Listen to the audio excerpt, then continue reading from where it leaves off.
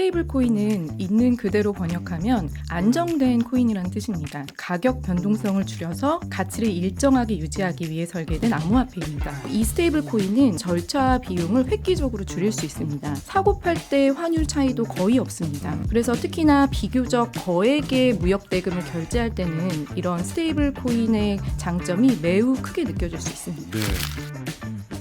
오늘의 플러스, 자본시장의 큰 손으로 떠오르는 스테이블 코인에 대해 알아봅니다. 조미연 한국경제금융부 기자 모시고 이야기 나눠보겠습니다. 어서 오세요. 안녕하세요. 예, 처음 뵙습니다. 네. 코인 담당하시나 봐요? 맞습니다. 그렇군요. 네. 요즘 많은 분들이 특히 대선과 또 연관돼서 다시 관심이 높아지는 것 같은데, 오늘 저희가 알아볼 주제는 스테이블 코인인데, 일단 스테이블 코인이 뭔가요? 스테이블 코인은 있는 그대로 번역하면 안정된 코인이라는 뜻입니다. 예. 비트코인이나 이더리움과 같은 우리가 잘 아는 대부분의 암호화폐는 가격이 굉장히 자주 오르락내리락 하죠. 시장에서는 가격 변동성이 심하다 이렇게 표현을 하는데요. 스테이블 코인은 가격 변동성을 줄여서 가치를 일정하게 유지하기 위해 설계된 암호화폐입니다. 디지털 화폐이기 때문에 은행 계좌가 없어도 인터넷이나 스마트폰으로 디지털 지갑을 만들면 누구나 보유하고 거래할 수 있습니다. 네. 원래 코인이라는 게 당연히 불안전성이 뭐 어떻게 보면 결부되어 있는 금융 자산이라고 생각이 들었는데, 스테이블 코인은 어떻게 가격을 안정적으로 유지하나요? 세계에서 가장 많이 쓰이는 스테이블 코인은 달러 가치를 따라가는데요. 예. 스테이블 코인 발행사는 스테이블 코인을 발행한 만큼 달러를 실제 은행에 보관하고 미국 국채나 금과 같은 안전자산에 투자를 합니다. 네. 그래서 이용자들이 스테이블 코인을 다시 달러로 바꿔줘라고 했을 때 바꿔줄 수 있도록 하는 것이죠. 이렇게 달러와 연동해서 가치를 안정적으로 유지하는 스테이블 코인이 있고요. 또 스테이블 코인을 발행한 만큼 금을 사들여서 금의 가치를 따라가는 스테이블 코인도 있습니다. 그러니까 코인 발행 개수만큼 그 가치를 유지할 수 있게 하기 위해서 금이나 달러를 그만큼 어디다 쟁여놨다. 이렇게 맞습니다. 얘기하면 되는군요. 맞습니다. 이제 이해가 좀 되네요. 자, 그런데 요즘 우리나라에서 이 스테이블 코인이 좀 이슈가 된다고 들었습니다. 그건 왜 그런가요? 달러 가치와 연동된 스테이블 코인이 실제 달러처럼 쓰이고 있기 때문입니다. 한국과 같은 수출 비중이 큰 나라는 특히나 달러가 얼마나 들어오고 나가는지 파악하는 게 굉장히 중요합니다. 네. 우리가 떠올리기 싫은 기억이지만 그 외환 위기를 겪은 것도 나라의 달러가 부족했기 때문이었죠. 네. 그래서 우리 정부는 그 달러를 해외로 송금할 때 까다로운 보고 체계를 갖추고 있고 또 환율에도 민감할 수밖에 없습니다. 그런데 이 스테이블 코인은 정부가 관리하지 않는 제도권 밖에 있는 것입니다. 만약에 사람들이 스테이블 코인을 달러처럼 많이 쓰게 되면 그만큼 우리나라에 달러가 얼마나 들어오고 나가는지가 실제보다 적게 파악될 것입니다. 그렇겠네요. 외환 보유고에 당연히 영향을 줄 수밖에 없고요. 예. 수출입이나 국제 수지 같은 각종 통계에도 왜곡이 생길 수 있습니다. 거시경제 정책 전반을 운용하는데 구멍이 생길 수 있다는 게 전문가들의 우려입니다. 진짜 그렇겠네요. 정부가 외환이라고 하면 무엇보다도 수급을 관리하고 모니터하는 그 대상인데, 이렇게 스테이블 코인 형태로 다른 루트로 거래가 되는 양이 많아진다면 진짜 실제 통계와 실상이 달라질 수도 있는 상황이 되겠네요. 그러면 실제 스테이블 코인 같은 걸 사용해서 무역 거래를 하는 사람들이 많이 늘었나요?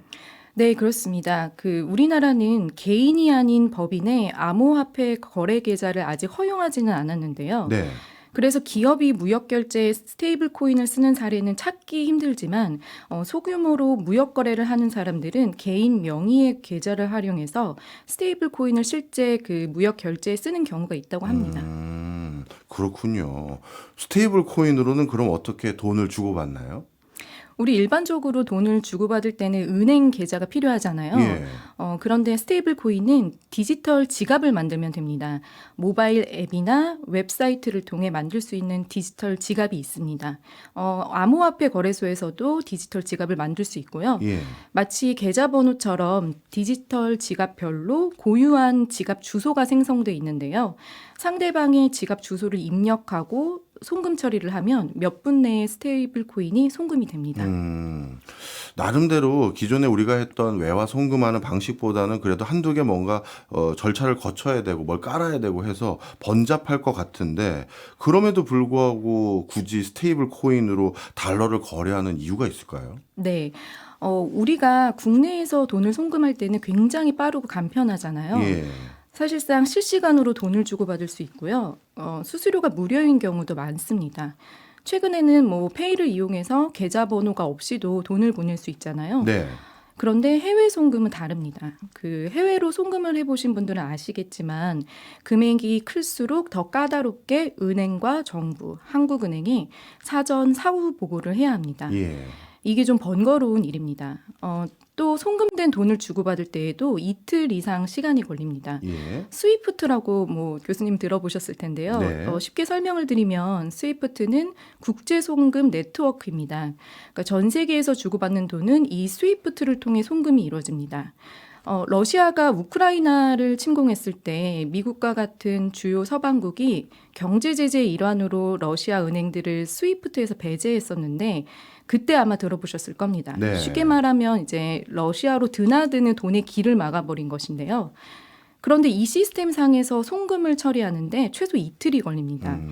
중개 은행끼리 송금 내역을 확인한 뒤에 자금을 이동시켜야 하고 뭐 자금 세탁이나 테러 자금 조달 방지와 같은 규정이 제대로 지켜졌는지 검증하는데 시간이 필요하기 때문입니다. 예.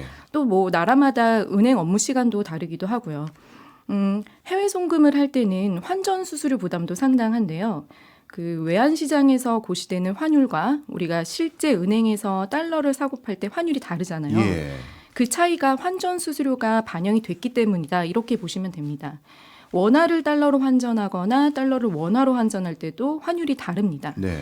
결국 따져보면 이중, 삼중으로 우리가 환전 수수료를 부담하는 셈입니다. 그런데 이 스테이블 코인은 이런 절차 비용을 획기적으로 줄일 수 있습니다. 우선 송금할 때 경우에 따라 다르지만 뭐 5분에서 10분 정도 걸리고요. 사고 팔 때 환율 차이도 거의 없습니다. 송금 수수료라는 게 있기는 하지만 네. 환전 수수료보다는 훨씬 저렴하고요. 현재까지는 각종 보고 의무도 없습니다. 그래서 특히나 비교적 거액의 무역 대금을 결제할 때는 이런 스테이블 코인의 장점이 매우 크게 느껴질 수 있습니다. 네, 그렇겠네요. 일단 거래 시간도 단축되고 거래하는 데 들어가는 실질적인 비용도 낮고 그리고 보고를 해야 되는 일일이 번거로운 절차마저도 없고 야, 그러면 진짜 이거 스테이블 코인 한번 써서 송금해 본 사람들은 이거 진짜 중독됐다 싶을 정도로 자주 이용할 것 같은데 실제 국내에서는 스테이블 코인 얼마나 쓰고 있나요? 스테이블 코인은 블록체인 기술이 기반이 된 암호화폐이기 때문에 익명성이 특징입니다. 그래서 어디서 어떻게 쓴다고 파악하기는 쉽지 않은데요. 다만 저희가 취재한 바로는 국내에 상장된 달러 연동 스테이블 코인의 거래량이 올해 들어 9월까지 43조 원이 넘었습니다. 예. 달러로 하면 320억 달러 규모입니다. 하루 평균 거래량은 1,580억 원으로 달러로는 약 1억 2천만 달러 정도 되는데요. 야, 생각보다 크네요. 네. 같은 기간 우리나라의 하루 평균 무역 거래량이 35억 8천만 달러였습니다. 예. 국내에서 거래된 스테이블 코인이 무역 거래에 모두 사용됐다고 가정을 해보면 한 3.4% 정도 비중을 차지합니다. 스테이블 코인은 국내 그 암호화폐 거래소를 통하지 않아도 거래가 가능하기 때문에 지금 파악되는 규모보다 거래량은 더 클 것으로 추정하고 있습니다. 네. 이런 현상, 즉 스테이블 코인을 통해서 송금하고 이런 형태의 뭐랄까요? 거래가 활성화된 게 우리나라만의 일인가요? 아니면 해외에서도 비슷하게 스테이블 코인 거래가 활발한가요? 해외에서는 사실 유독 더 수요가 많다고 보고 있는데요. 특히 인플레이션이나 경제난 때문에 통화 가치가 폭락한 개발도상국을 중심으로 스테이블 코인에 대한 수요가 높습니다. 네. 예를 들어 튀르키예의 경우 그 살인적인 인플레이션에도 불구하고 에르도안 대통령이 저금리 정책을 유지했었는데요. 네. 그 결과 튀르키예 통화인 리라화 가치가 폭락했습니다. 일부 튀르키예 국민들은 가지고 있던 리라화를 스테이블 코인으로 바꿔서 자산의 가치를 지키고 있다고 합니다. 예. 작년에 에르도안 대통령이 재선에 성공했는데 그때 튀르키예 암호화폐 거래소에서 스테이블 코인인 테더의 매수량이 급증하기도 했습니다. 그리고 최악의 경제난을 겪고 있는 아르헨티나의 상황도 비슷합니다. 아르헨티나 역시 법정 화폐인 페소화의 가치가 폭락했는데요. 아르헨티나 정부와 중앙은행이 달러 환전을 제한하고 환전할 때 아주 높은 수준의 세금까지 물리면서 달러를 보유하기가 어려워졌습니다. 그래서 대안이 된 게 스테이블 코인입니다. 심지어 한 조사에 따르면 아르헨티나 내에서 스테이블 코인으로 임금을 받는 사람들도 늘어나고 있다고 합니다. 네. 은행 인프라가 붕괴된 곳에서도 스테이블 코인이 쓰이는데요. 예를 들어 2년 전 우크라이나 전쟁이 발발한 뒤에 유엔 난민기구가 우크라이나 난민들을 위해 구호금을 모금했었는데 네. 그때 스테이블 코인인 USD 코인으로 구호금을 받기도 했습니다. 네. 그런데 자국 통화가 아니라 자국 통화 가치가 굉장히 유실됐을 때는 달러를 쓰는 현상. 이건 예전에도 있었잖아요. 그렇습니다. 사실 자국 통화가 아닌 달러를 쓰는 현상, 그러니까 달러가 자국 통화를 대체하는 현상이 나타나는 나라들이 있습니다. 네. 짐바브웨, 베네수엘라 같은 개발도상국인데요. 정부 정책이 실패하거나 전쟁과 같은 정치적인 불안정이 커지거나 아니면 금융위기나 외환위기 같은 경제위기 상황을 겪는 나라에서는 자국 통화가 아닌 달러를 쓴 현상이 나타날 수 있습니다. 왜냐하면 내가 가진 돈의 가치를 유지하기 위해서인데요. 경제학적으로는 구매력을 방어한다 이런 표현을 씁니다. 네. 특히 달러는 전 세계에서 널리 사용되는 통화이기 때문에 가치가 상대적으로 안정적입니다. 그래서 이렇게 자국 통화가 달러로 대체되는 현상을 특별히 달러라이제이션이라는 용어로 부르기도 합니다. 네. 예를 들어 볼게요. 베네수엘라의 통화인 볼리바르의 경우 지난해 초와 비교했을 때 달러당 환율이 120% 이상 상승했더라고요. 예. 불과 1년 10개월 사이 볼리바르의 가치가 절반 이하로 떨어졌다는 건데요. 1년 10개월 전에 라면 2그릇을 사 먹고 돈이 남았다면 지금은 같은 돈으로 한 그릇밖에 사 먹지 못한다는 의미입니다. 네. 돈의 가치가 그만큼 폭락했다는 의미죠. 만약에 베네수엘라의 누군가가 볼리바르를 달러로 바꿔뒀고 현재 다시 달러를 볼리바르로 환전해서 라면 2그릇을 사 먹을 수 있습니다. 구매력을 방어한다는 거는 이런 의미입니다. 그렇겠네요. 그런데 스테이블 코인이 등장하면서 이러한 통화 대체 현상이 더 빠르고 쉬워졌습니다. 앞서 언급드린 아르헨티나나 튀르키예, 베네수엘라 같은 이런 나라들은 정부 차원에서 달러 환전을 통제하고 있는데요. 네. 그래서 이런 나라 사람들이 달러를 환전하기 위해서는 자국 통화를 이제 짐가방에 싸들고 암시장으로 가서 높은 수수료를 부담하며 환전을 해야 합니다. 네. 그런데 스테이블 코인은 디지털 자산이기 때문에 인터넷만 연결돼 있으면 높은 수수료 부담 없이 환전이 가능합니다. 스테이블 코인으로 자국 통화가 달러로 대체되는 현상이 훨씬 빨라질 수 있는 것이죠. 네. 해당 국가 사람들이 자국 통화를 쓰지 않으면 부작용이 심각하지 않나요? 그렇습니다. 자국 통화의 수요가 줄어들면 통화 정책의 통제력이 약화됩니다. 예. 그러니까 우리나라도 물가가 치솟으니까 한국은행이 기준금리를 올리면서 물가를 잡으려고 애를 썼잖아요. 네. 그런데 국민이 자국 통화를 쓰지 않으면 중앙은행이 금리나 통화량을 조절해서 경제를 안정시키려 해도 충분한 효과를 발휘할 수가 없습니다. 이게 악순환이 계속되는 것인데요. 그러니까 자국 통화가 신뢰를 잃었기 때문에 달러 수요가 늘어나는 것이고 스테이블 코인이 확산되면서 달러 대체 현상은 과거보다 더 급속도로 이루어질 수 있습니다. 이 때문에 나라 경제에 악영향을 빠르게 미치고 자국 통화에 대한 신뢰를 회복하고 싶어도 더욱 어려워지는 그런 상황이 되는 것이죠. 네. 설명을 쭉 듣고 봤더니 해외에서 왜 스테이블 코인을 많이 쓰게 되는지 정말 확연히 이해가 되고요. 요즘같이 코로나19 이후 자국 경제가 불안전한 국가들, 그러는 와중에 자국의 통화 가치가 크게 부실해진 국가들은 특히 스테이블 코인에 관심이 많아질 것 같아요. 근데 우리나라는 앞에 말씀 주셨던 개도국들과는 상황이 좀 다르지 않습니까? 그런데 우리나라 사람들이 당장 원화도 아니고 직접 달러 환전하는 것도 아니고 스테이블 코인을 쓴다. 이거는 또 다른 맥락이 있겠죠? 네, 그렇습니다. 우리나라 경제는 펀더멘털이 튼튼하고 원화에 대한 우리나라 사람들의 믿음 역시 확고합니다.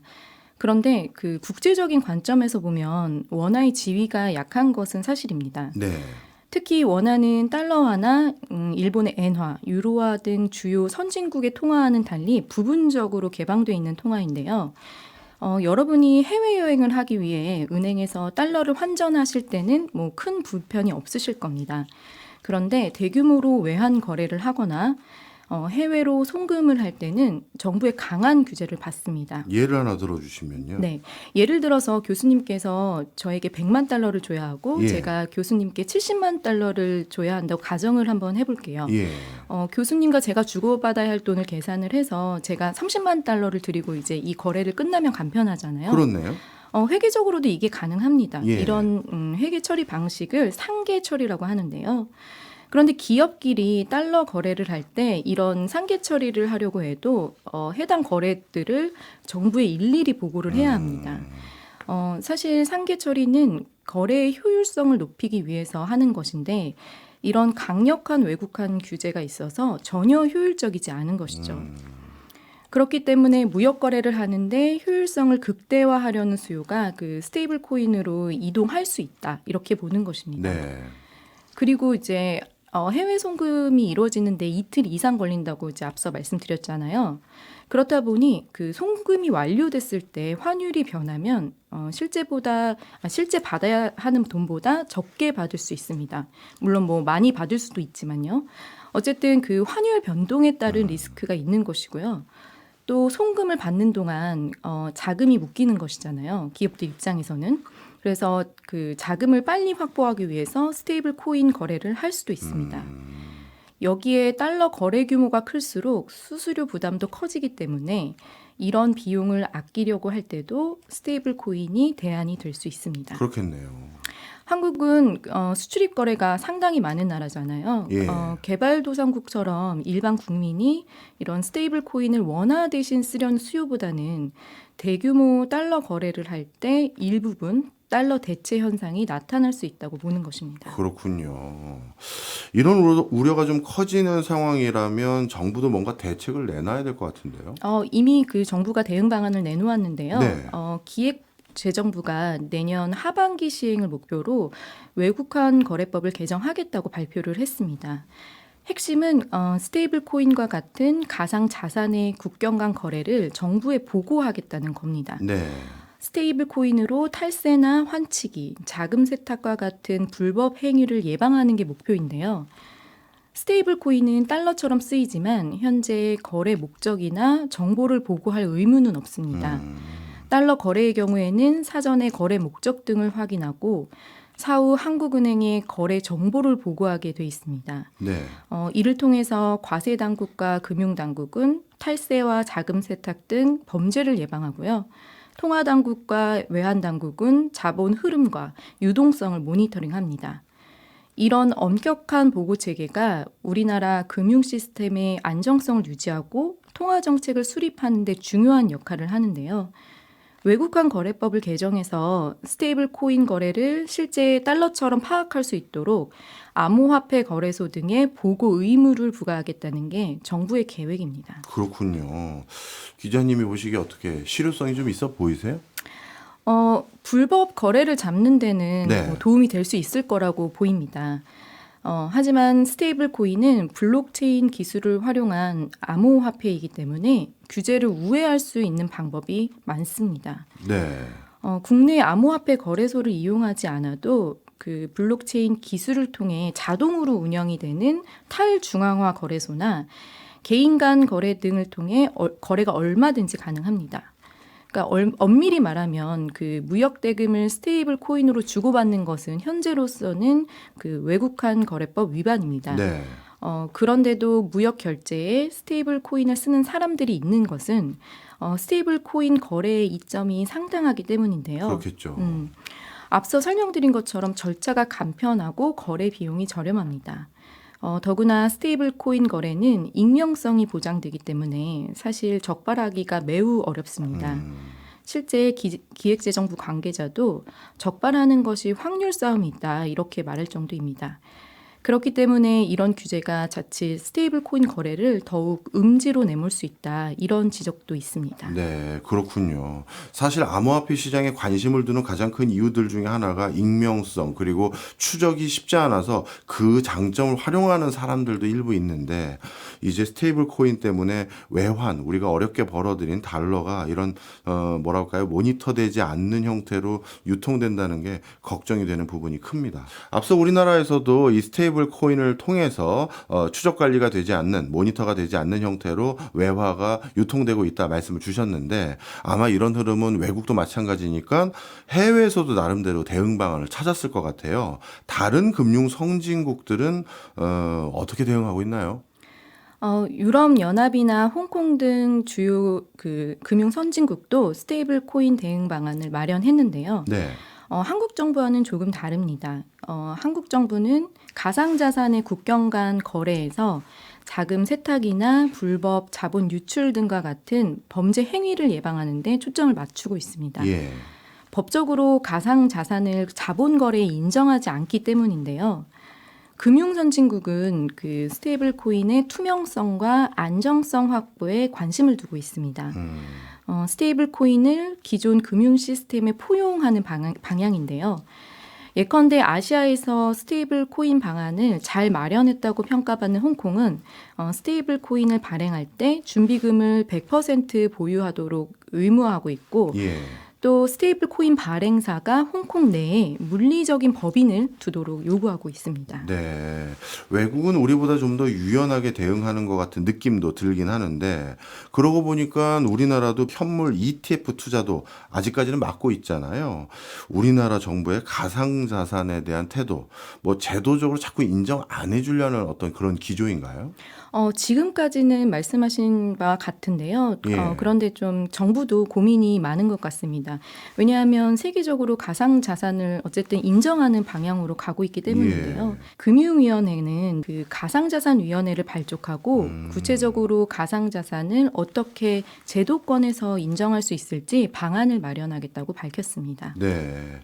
국가 입장에서 참 고민이 많을 것 같습니다. 가상자산이라는 게 벌써 우리가 준비도 하기 전에 실체가 있는 엄연한 대상들이 돼버렸는데, 그런데 이 스테이블 코인까지 제도적으로 허용해버리면 뭐 통화 주권이라고 해야 될까요? 또 외환 관리라고 해야 될까요? 이런 것까지 위협받을 수 있을 것 같은 생각도 드는데요. 그런 지적은 정말 맞습니다. 일각에서는 한국의 원화가 달러화나 유로화, 엔화와 달리 제한적으로 개방된 통화이기 때문에 주요 금융 선진국보다 스테이블 코인에 더 신중해야 한다는 의견도 나옵니다. 예. 그런데 하지만 그 같은 이유로 그 스테이블 코인의 파급력이 다른 선진국보다 더 클 것이란 반박도 있습니다. 그러니까 원화의 개방도가 낮고 거래 비용이 많이 들기 때문에 스테이블 코인 수요가 커질 수 있다는 이유에서입니다. 네. 국제적으로 스테이블 코인의 사용이 확대가 되면 또 한국만 갈라파고스가 되는 것 아니냐 이런 우려도 존재합니다. 그렇군요. 이거 관련 당국, 뭐 심지어 한국은행, 뭐 다들 발등에 불 떨어진 것 같은데요. 맞습니다. 한국은행은 스테이블 코인과 같은 디지털 자산이 기존 금융 시스템에 미칠 영향과 자본 유출 가능성을 우려하고 있습니다. 이창용 한국은행 총재는 지난달 한국은행 국정감사에서 스테이블 코인에 대해 입장을 밝혔는데요. 이 총재는 스테이블 코인의 신뢰성은 화폐에 의존하고 있다면서 화폐는 중앙은행이나 공적 기관이 보장해주지 않으면 안전하지 않다고 했습니다. 네. 그러면서 CBDC를 대안 중에 하나로 꼽았는데요. 네. CBDC는 뭐예요? CBDC는 센트럴 뱅크 디지털 커런시의 약자로 중앙은행 디지털 화폐라는 뜻입니다. 예. 쉽게 말하면 스테이블 코인처럼 원화도 디지털로 만들겠다는 건데요. 한은은 스테이블 코인에 대응하기 위해 이런 CBDC를 개발하고 있습니다. 예. 세계적으로 보면 CBDC 개발에 가장 앞선 나라가 중국입니다. 중국 CBDC인 디지털 위안의 전자지갑이 최근 1억 8천만 개에 달했다고 하는데요. 그만큼 중국의 CBDC 시범 사업에 참여하는 사람들이 많다는 의미이고요. 예. 지금까지 거래 규모는 7조 3천억 위안, 우리 돈으로는 1,400조 원이 디지털 위안으로 거래가 이뤄졌다고 합니다. 이야, 어마어마하네요. 벌써 중국에서는 디지털 거래, 그 CBDC의 규모도 상당한 수준까지 와 있는 것 같은데, 그런데 이 CBDC는 그러면 뭔가 단점 같은 건 없나요? CBDC도 한계가 있습니다. 예. 우선 CBDC를 사용하기 위해서는 국가 간 협력이 필수적입니다. 국제적인 사용과 상호 운용이 보장돼야 하기 때문인데요. 그런데 아직 미국은 CBDC를 개발할 움직임을 보이지 않고 있습니다. 예. CBDC의 가장 큰 리스크로 거론되는 것 중에 하나는 모든 거래가 추적이 가능하다는 점입니다. 그러니까 우리가 일반적으로 돈을 쓸 때 현금을 쓰면 거래 기록이 남지 않습니다. 그렇죠. 또 신용카드를 쓰더라도 정부가 우리의 거래 내역을 확인하려면 법적 절차를 거쳐야 하고 우리가 개인정보 제공에 동의하지 않는 이상 그 정부가 우리의 금융활동을 직접 추적할 수는 없습니다. 네. 그런데 CBDC는 블록체인 상에서 모든 거래가 투명하게 기록이 남기 때문에 뭐 정부 감시가 강화될 수 있다는 게 이 CBDC 반대론자들의 이야기입니다. 네. 어찌 보면 가장 완벽한 금융 실명제겠네요. 그렇습니다. 미국이 CBDC를 개발하는 데 주저하는 것도 이제 워낙 미국이라는 나라 자체가 개인의 프라이버시를 중요하게 생각하잖아요. 그런 것 때문이라고 이제 추측이 됩니다. 하지만 CBDC는 디지털 원화이기 때문에 스테이블 코인의 수요를 대체할 수 있습니다. CBDC는 형태만 디지털이지 그 원화 그 자체인데요. 예. 정부와 중앙은행이 가치를 보증하기 때문에 그만큼 신뢰도가 높은 것이죠. 스테이블 코인이 아닌 CBDC의 사용이 확대되면 앞서 설명드린 스테이블 코인으로 생기는 부작용을 또 일정 부분 막을 수도 있을 것입니다. 예. 그래서 한국은행은 내년 초부터 우리 은행권과 함께 국내에서 CBDC 실험을 본격적으로 할 계획입니다. 신한은행은 음식 배달 앱 땡겨요를 통해서 예. 그 내년 초 CBDC 결제 테스트를 진행할 예정이고요. NH농협은행은 하나로마트를 CBDC 가맹점으로 지정해서 테스트에 참여한다고 합니다. 네. 야, 이거 이러다가 나중에 뭐 제 공상과학 같은 얘기지만요. 은행에 통장 새로 개설하러 갔을 때 은행에서 이런 얘기도 물어보겠는데요. 원화 통화 개설하실 건가요? CBDC 계좌 개설하실 건가요? 이거 물어볼 정도로 진짜 이것도 코앞에 있는 상황이네요. 내년에 뭐 벌써 뭐 대표적인 배달 앱이나 아니면 하나로마트 같은 오프라인 매장에서도 직접 쓸 수 있다고 하니 저도 내년부터 이게 또 어떤 세상을 열지 벌써 기대가 되기도 하고 또 걱정도 되기도 하고 그런 마당인데 전 세계적으로 그러면 이 스테이블 코인 종류도 많을 것 같고요. 그 중에서 특히 이제 유달리 많은 사람들이 쓰는 스테이블 코인 이런 것도 있나요? 네, 그렇습니다. 그 전 세계에서 가장 많이 쓰이는 스테이블 코인은 테더입니다. 테더는 달러 가치와 연동된 스테이블 코인인데요. 그 테더 리미티드라는 회사가 예. 2014년에 만들었습니다. 테더는 암호화폐 시장에서는 일종의 기축통화 역할을 합니다. 암호화폐를 거래할 때 가장 큰 리스크가 가격 변동성이잖아요. 예. 비트코인이나 이더리움의 가격이 급등락할 때 이 테더로 바꿔두면 큰 손실을 방지할 수 있습니다. 이렇다 보니 전 세계 암호화폐 가운데 그 비트코인과 이더리움 다음으로 시가총액이 높습니다. 아, 이게 3등이었군요. 예, 맞습니다. 테더의 시가총액은 1,200억 달러, 우리 돈으로 약 165조 원에 달합니다. 165조 원이라고 하면 어느 정도 감이 오실지 모르겠는데요. 제가 이제 코스피 시가총액을 찾아보니 네. 2위인 SK 하이닉스의 시총이 140조 원 정도 됩니다. 이야. 이것과 비교하면 뭐 테더의 시총 규모는 어마어마하죠. 예. 이렇다면 거의 뭐 테더 발행사인 테더 리미티드 여기는 뭐 웬만한 전 세계적인 금융기관 수준이 돼버리는 거 아닌가요? 맞습니다. 테더 리미티드가 이제 올해 3분기 순이익을 최근 발표했는데요. 예. 지난 3분기에만 25억 달러의 순이익을 올렸습니다. 이야. 세계 1위 자산 운용사인 블랙록이 같은 기간 16억 3천만 달러의 순이익을 기록했는데요. 뭐 따져보면은 테더 리미티드가 블랙록보다 뭐 1.5배나 많이 순이익을 벌었다 이야. 이렇게 볼 수 있는 것이고요. 순이익으로만 보면 웬만한 월스트리트의 그 금융사보다 낫다고 볼 수 있죠. 네. 아니 그럼 테더 리미티드는 어떻게 돈을 벌어요? 그 고객이 테더로 교환하기 위해 맡긴 달러를 운용해서 예. 투자 수익을 냅니다. 네. 그러니까 주로 미국 국채, 금, 비트코인과 같은 자산에 투자하고요. 특히 미국 국채에 투자한 비율이 70%를 넘습니다. 미국 국채 보유량은 3분기 기준 1,020억 달러입니다. 네. 그러니까 제가 취재를 했을 때만 해도 상반기 기준 976억 달러였는데요. 이게 이제 독일의 미국 국채 보유량인 880억 달러를 넘어서는 규모였습니다. 어마어마하네요. 우리나라는 상반기 기준 1,167억 달러 규모로 미국 국채를 보유하고 있는데요. 이런 속도라면은 뭐 테더 리미티드가 조만간 우리나라의 미국 국채 보유량도 넘어설 수 있을 것으로 예상됩니다. 미 국채라고 하면 전 세계 금융시장에서 가장 키 포인트가 되는 중요한 금융 자산인데 이것을 매입하는 어마어마한 금융 주체가 하나 더 생겼기 때문에 전 세계 금융시장에 미치는 영향도 상당할 것 같은데요. 그렇습니다. 만약에 테더 이용자들이 테더 리미티드에 한꺼번에 테더를 달러로 바꿔달라 이렇게 요구를 한다면 뭐 어떤 일이 벌어질 거라 생각하세요? 우리 흔히 말하는 그 뱅크런 같은 거잖아요. 맞습니다. 그러니까 코인도 코인런이 일어날 수 있다 이렇게 예. 얘기하는데요. 그렇게 되면 테더 리미티드는 준비 자산으로 보유하고 있는 모든 걸 팔 수밖에 없습니다. 미국 국채를 한꺼번에 시장에 던진다고 상상하면 뭐 글로벌 금융시장에는 엄청난 충격이 될 것입니다. 네, 그렇겠네요. 저는 불현듯 뭐 이거는 뭐 달러와 연동을 한다고 하니까 뭐 괜찮겠지 하는 생각도 들지만 제 머릿속에는 테라 사태가 또 떠오르긴 하는데요. 이 테더 리미티드도 민간 회사고 결국 회사가 망하거나 그러면 우리나라의 예전에 그 코인 사태 일어났던 테라 사태와 유사한 사태 일어나는 거 아닌가요? 뭐 그런 상상 너무 당연한 거고요. 예. 사실 달러는 망하지 않아도 스테이블 코인 발행사는 망할 수가 있습니다. 그렇죠.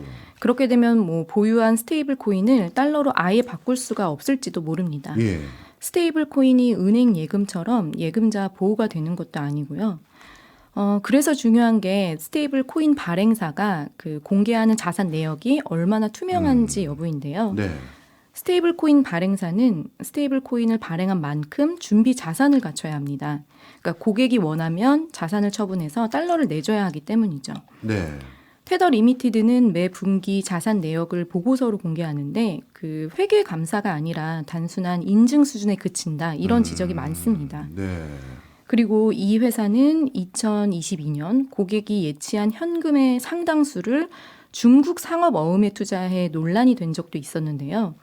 당시 중국 경제에 대한 불안감이 높았었는데 그에 따라 테더에 대한 신뢰도 흔들렸습니다.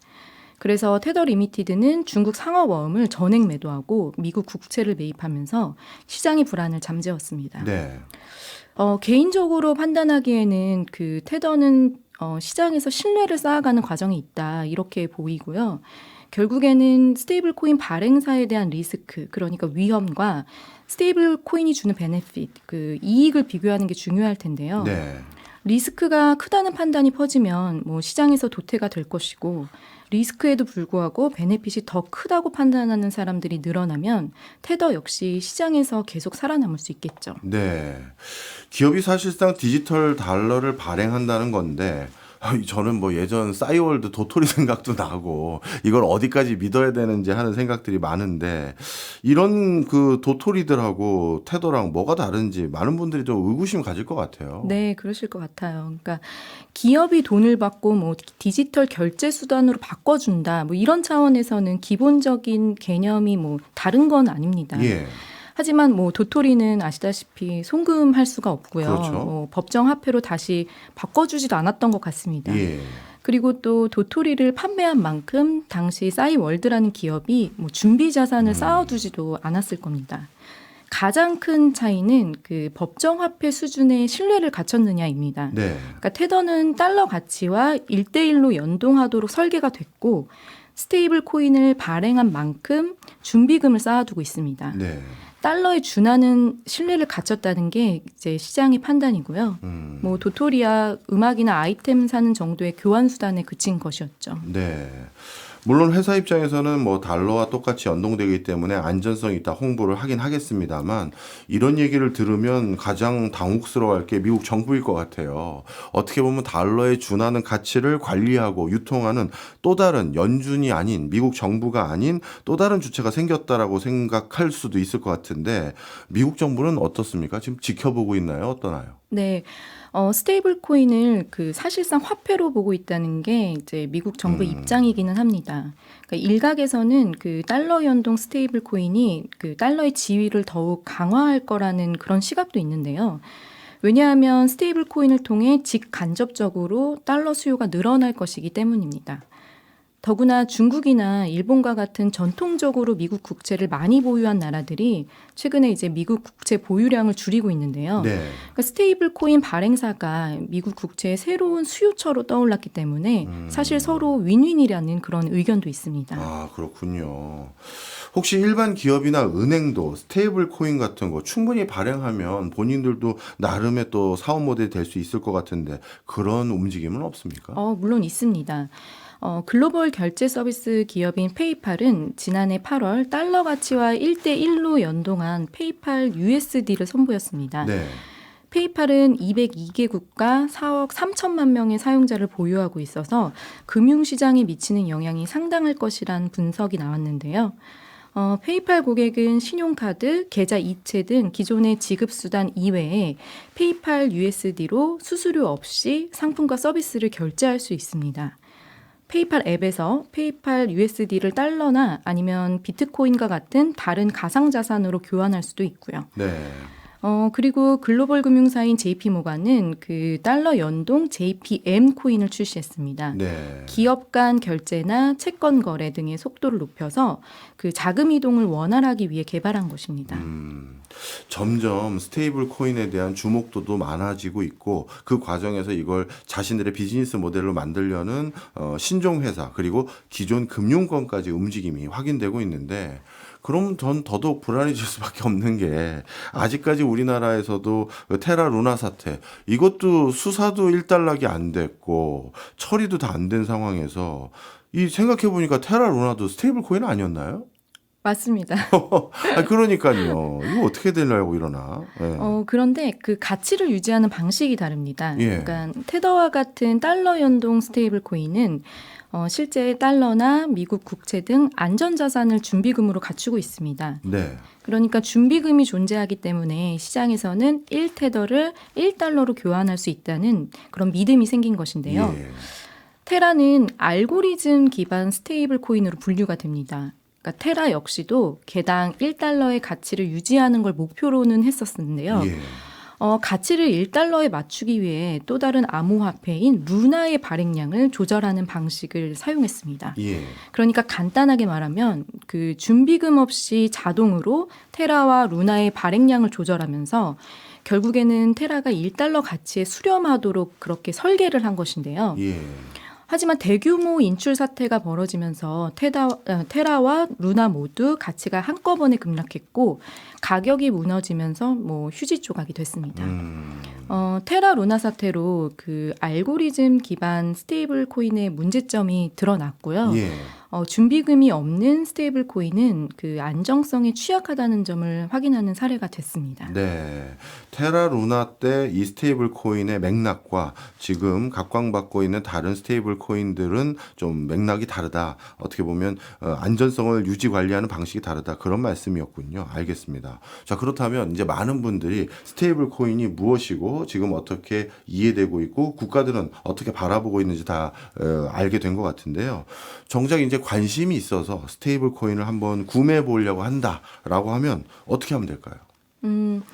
일반인이 직접 스테이블 코인을 발행사에서 구입할 수는 없습니다. 네. 예를 들면 테더의 경우에는 이제 인증을 거친 사용자에게만 테더를 발급하는데요. 네. 최소 10만 달러, 그러니까 우리 돈으로 1억 3천만 원 이상이 있어야 하기 때문에 금융기관이나 고액 자산가만 직접 살 수가 있습니다. 네. 일반 개인은 국내의 암호화폐 거래소를 통해서 거래가 가능한데요. 국내 암호화폐 거래소에는 테더, USD 코인과 같은 그 달러 연동 스테이블 코인이 상장돼 있습니다. 네. 이 스테이블 코인은 안전성이 가장 중요한 어떤 뭐랄까요? 자신들의 지향점인 것 같은데 혹시 안전하기 때문에 투자로는 적합하지 않고 뭐 그런 건 아닌가요? 사실 투자에 대한 판단은 이제 그 투자자들이 선택을 하셔야 될 문제인데요. 네. 스테이블 코인은 일반적으로 암호화폐와는 달리 가격 변동성이 거의 없기 때문에 투자를 하실 때 고려하셔야 하고요. 예. 투자를 하신다 하더라도 달러 예금을 들듯이 할 수는 있습니다. 그런데 달러와 같은 외화 예금은 뭐 국내에서 예금자 보호 대상에 포함이 됩니다. 네. 하지만 스테이블 코인은 그 예금자 보호가 되지 않는다는 것을 꼭 알아두셔야 할 것 같습니다. 알겠습니다. 벌써 코인 시장이 이제 코인 내부의 시장으로서가 아니라 전통적인 금융 시장, 전통적인 화폐까지 영향을 미치는 상황까지 왔네요. 우리가 이런 거 못 본 척 했다가는 또 어느 사이에 실체가 있는 존재로 다가올 것 같아요. 기자님이 종종 나와서 많은 후속 보도해 주셨으면 하는 바람입니다. 오늘 우리 송경재 첫 시간이었는데 어떠셨습니까? 뭐 유명한 프로그램에 나와서 저희한테 굉장히 영광이었고요. 또 교수님께서 네. 편하게 이제 이끌어 주셔서 저도 방송 잘 할 수 있었습니다. 아유, 좋은 인상 또 받으셨다면 감사합니다. 지금까지 조미현 기자였습니다. 고맙습니다. 감사합니다.